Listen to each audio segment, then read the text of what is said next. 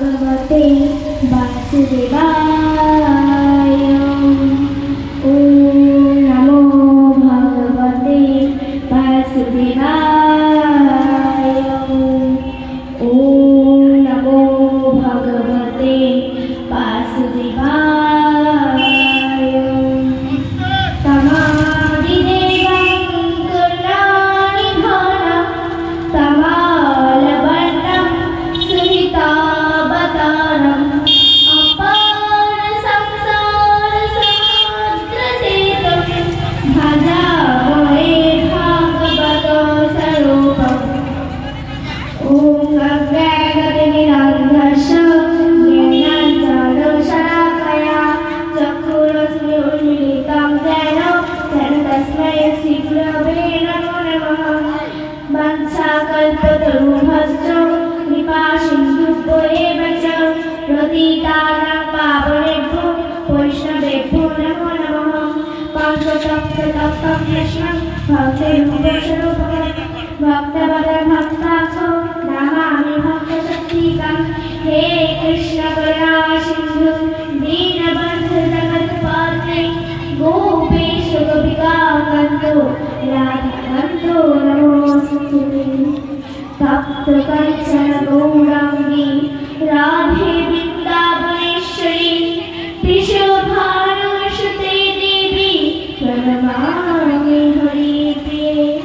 जय श्री कृष्ण चैतन्य प्रभु नित्यानन्दं श्री अद्वैत गदाधर शिवासादि गौर भक्तवृन्दं।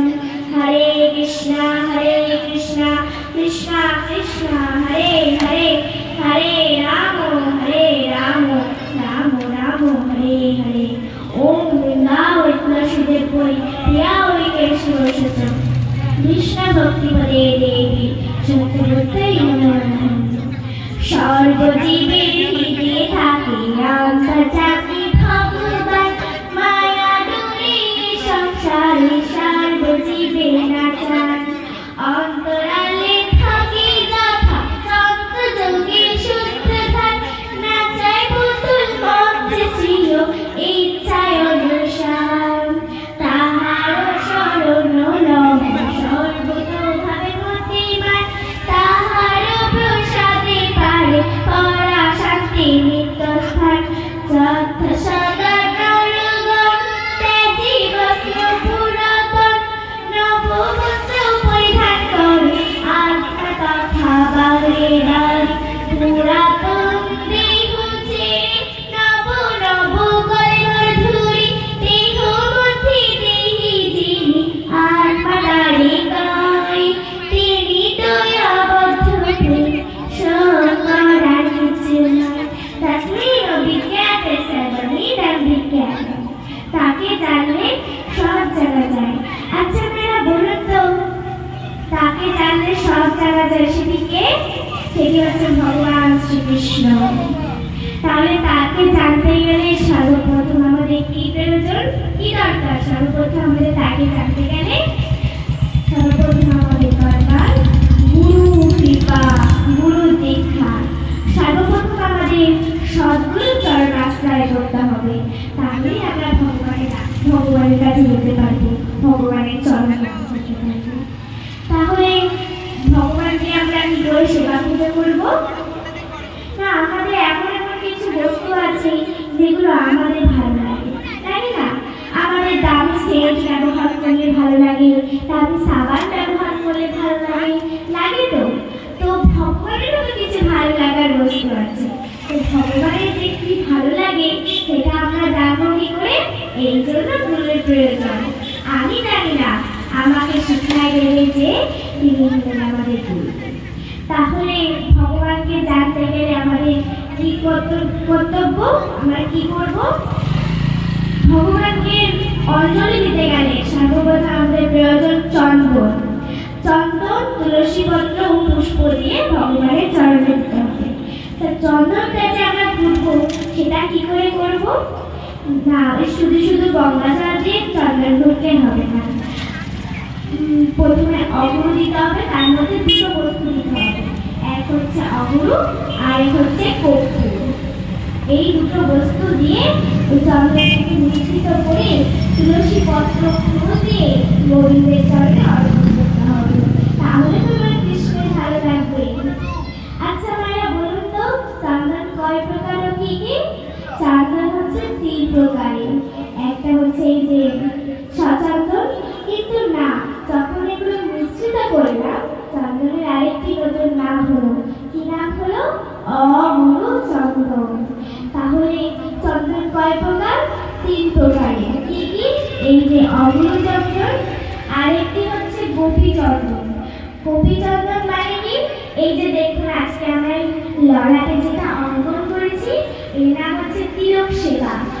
এই চন্দনটার নাম হচ্ছে গোপী চন্দন।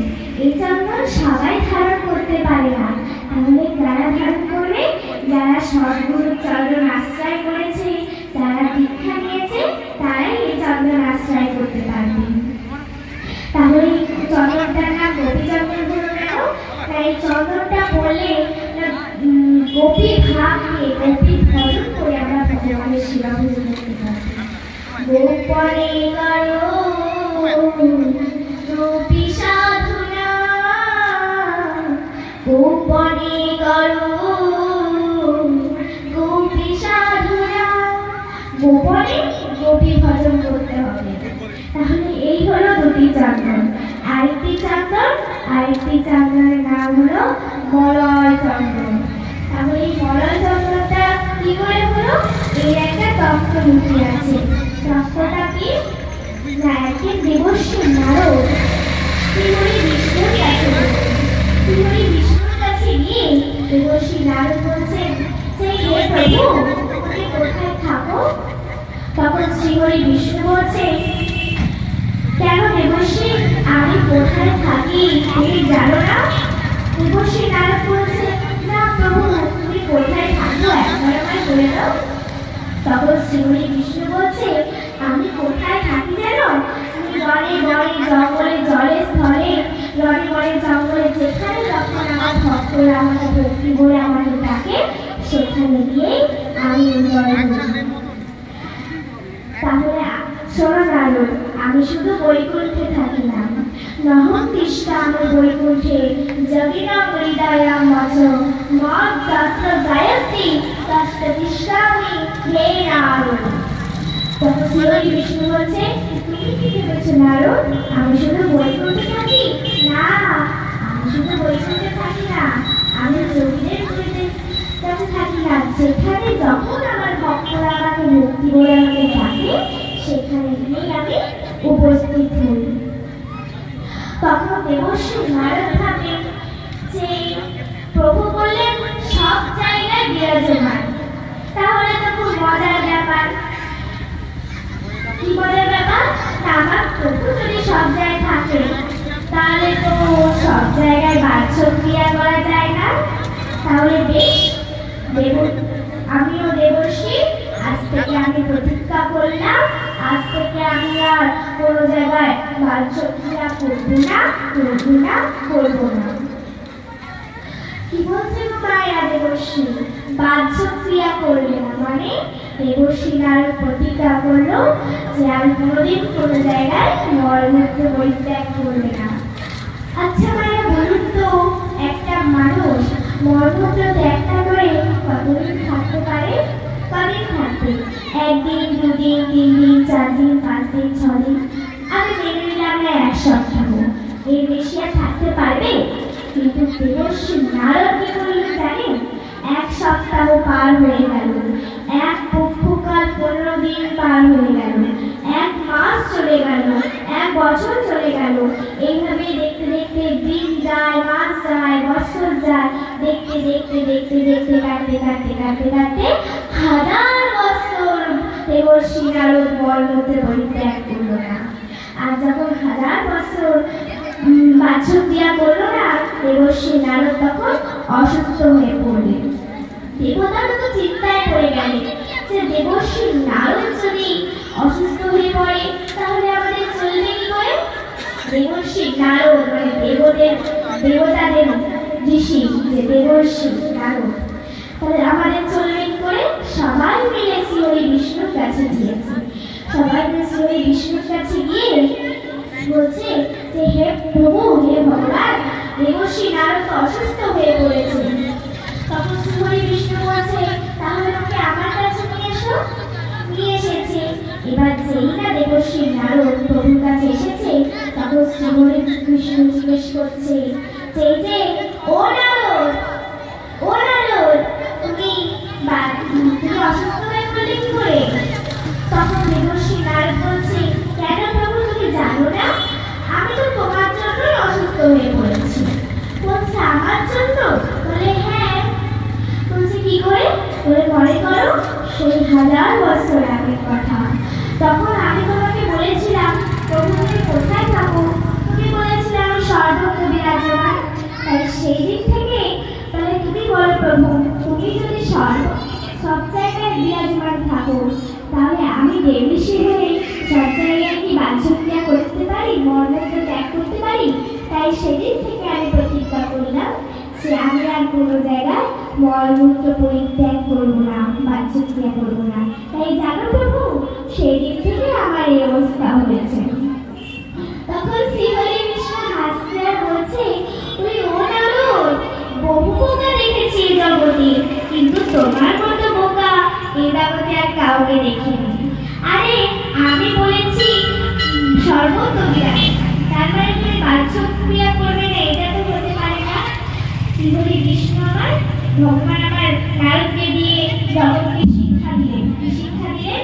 না, শিক্ষা দিলেন যে ভগবান তো সব জায়গায় বিরাজমান। আমরা যখন বাঞ্ছক্রিয়া করবো, মলমূত্র ত্যাগ করবো, তখন যেখানে বলবো সেখানে আমি 3 বার 3টি টুরি দিয়ে দেবো।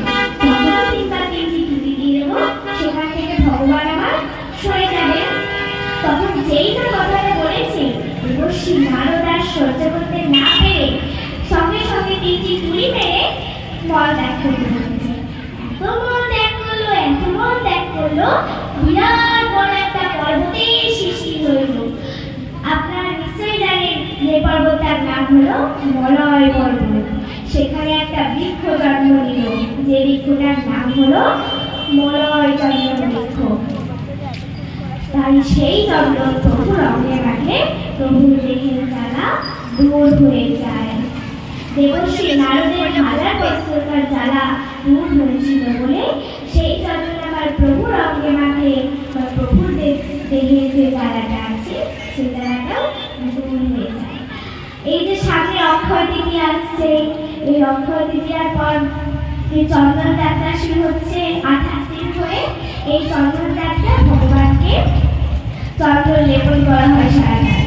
যেহেতু এখন প্রচন্ড গরম পড়েছে, ভগবানেরও তো গরম থাকে, ওই জন্য ভগবানের সারা গায়ে প্রতিদিন চন্দন লেপন করে দিতে হবে এই চন্দন যাত্রার সময়। তাহলে কি হবে? ভগবানের দেহটা ঠান্ডা হয়ে যাবে। নিতাই গৌর হরি বল।